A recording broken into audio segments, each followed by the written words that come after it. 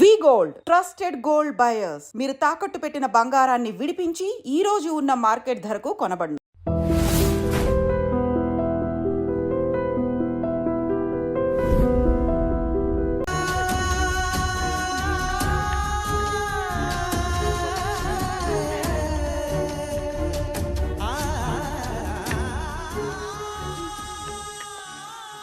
ఏవండి, పప్పులో మీ చెమట పడుతుందండి. ఇడ్లీలో 2 చెంచాల ఉప్పు తగ్గించు లక్ష్మి. ఎలాగో మనం పేదోళ్ళమే కదా, కనీసం ఉప్పు ఖర్చైనా తగ్గుతుందనుకో.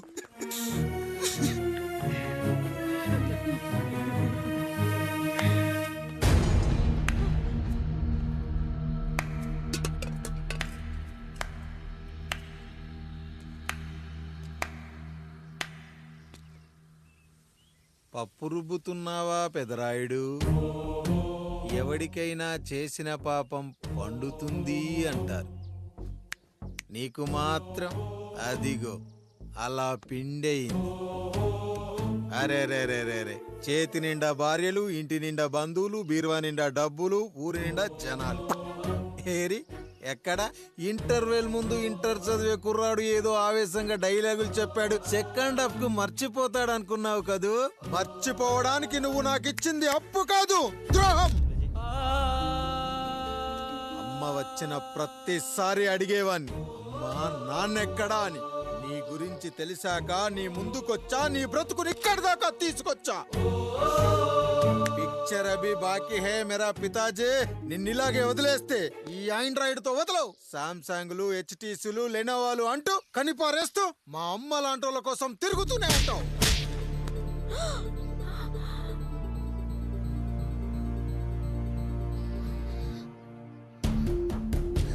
అమ్మా అమ్మా, ఛీ, నన్నలా పిలవకురా. ఎవరిని పట్టుకొని ఎన్ని మాటలు అంటున్నావురా? రాయికి వరమిచ్చిన రాముడు దేవుడైతే, ద్రౌపదికి చీరిచ్చిన కృష్ణుడు దేవుడైతే, నాకు బిడ్డనిచ్చిన ఆయన కూడా దేవుడేరా. ఏంటి, ఇలానే వదిలేస్తే బిడ్డల్ని కంటూ వెళ్తాడా? అసలు ఆయన కంటూ సొంతంగా ఒక్క బిడ్డ కూడా లేడు.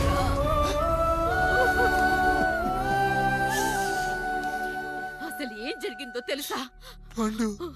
మీరుండండి అయ్యా, ఉండండి. మొదటి భార్యని చేసుకున్నాక పిల్లలు పుట్టలేదని రెండో పెళ్లి చేసుకున్నారు. ఆవిడకి పుట్టలేదు. మూడోసారైనా తగులుతుందనుకున్నాం, తనకే పుట్టలేదు. పిల్లల కోసం పెళ్ళాలని మార్చాడే కాని వాళ్ళని వదిలేయలేదురా. అదిరా మా పెద్దయ్య మనసు. ఆయన దగ్గర బాణం ఉంది కానీ లేదురా, అసలు నీ తండ్రి ఎవరో నీకు తెలుసా? తెలుసా? ఇదిగో ఈ కాముడేరా నీ తండ్రి. గేదె నల్లగా ఉన్నంత మాత్రాన పాలు తెల్లగా ఎలా ఉన్నాయనే కదరా నీ ప్రశ్న. దానికి సమాధానం చెప్పాలంటే, ఒక వర్షం కురిసిన రాత్రి నేను 9వ నెల బాలింతగా ఉన్నప్పుడు. పండు పండు, ఇదిగో. ఏమిటండి ఇది? నిద్రలేస్తే నేను, బయటికెళ్తే గంటోడు, పక్కకెళ్తే పాలేరు, ఎప్పుడూ తిరిగే తాయారు.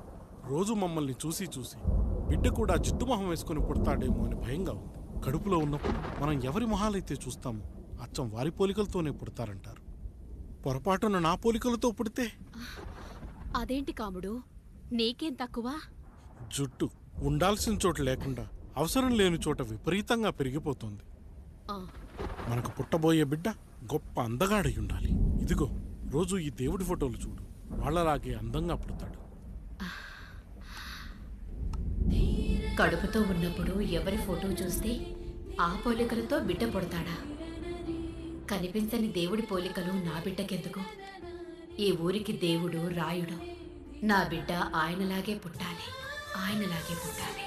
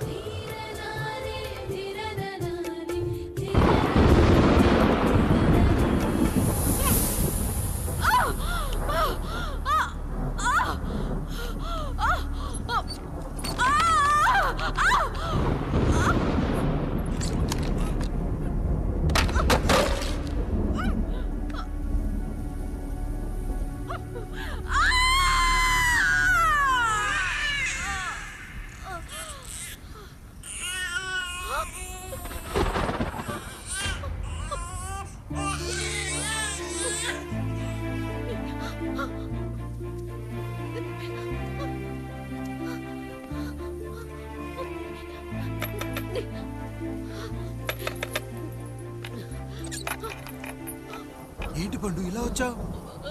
అయ్యా, తప్పు జరిగిపోయింది పెద్దయ్య. ఏం జరిగింది? అసలే నువ్వు ఒట్టి మనిషి కూడా కాదు. ఒక్కసారి ఇటు చూడండి అయ్యా.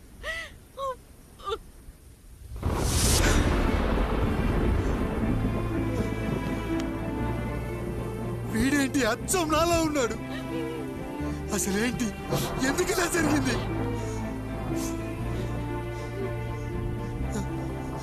నువ్వు ఎప్పుడైనా చీకట్లో పంపు సైడ్ దగ్గరికి వచ్చావా?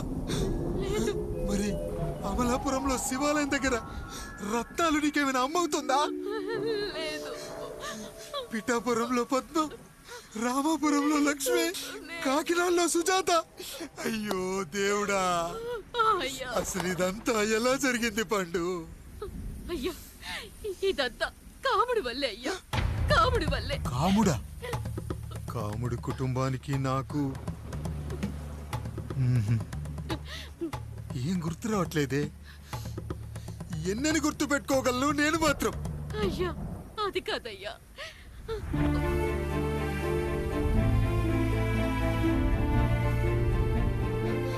అలా రోజు మీ ఫోటో చూసి చూసి అచ్చం మీలాగే పుట్టాడు. అయ్యో, నా పోలికతో బిడ్డ కావాలనుకోవడం ఏంటి పండు?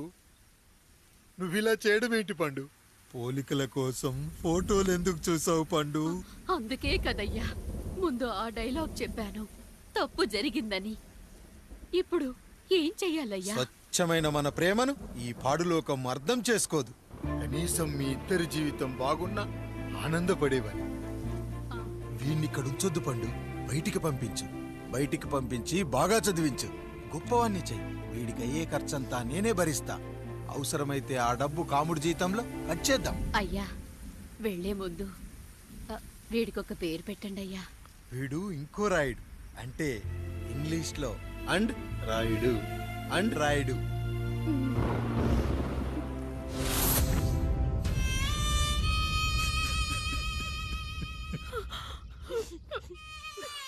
ఇదిరా నీ కథ, నా గతం. నిన్ను చదివించడం కోసం ఆయన మీ నాన్న జీతంలోంచి నెలకి 3,000, 4,000 కోసేసిచ్చేవారు.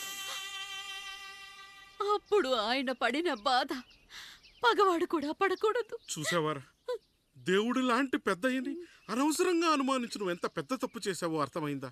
ఒకడు నిమ్మకాయ పెట్టి పసుపు వేసి ఉప్పు కలిపి పులిహోర చేయొచ్చు, కానీ ఆ పులిహోర ఎప్పటికీ దేవుడి ప్రసాదం. నువ్వు ఆ దేవుడి ప్రసాదం.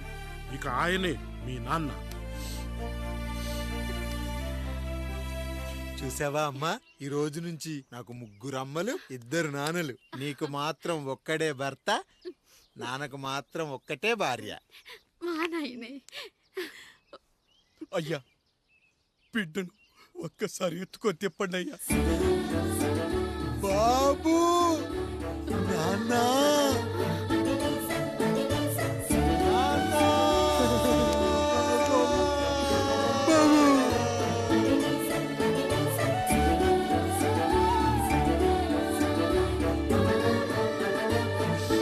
నన్ను క్షమించు నాన్న. ఇప్పటికైనా నిజం అర్థం చేసుకున్నావు.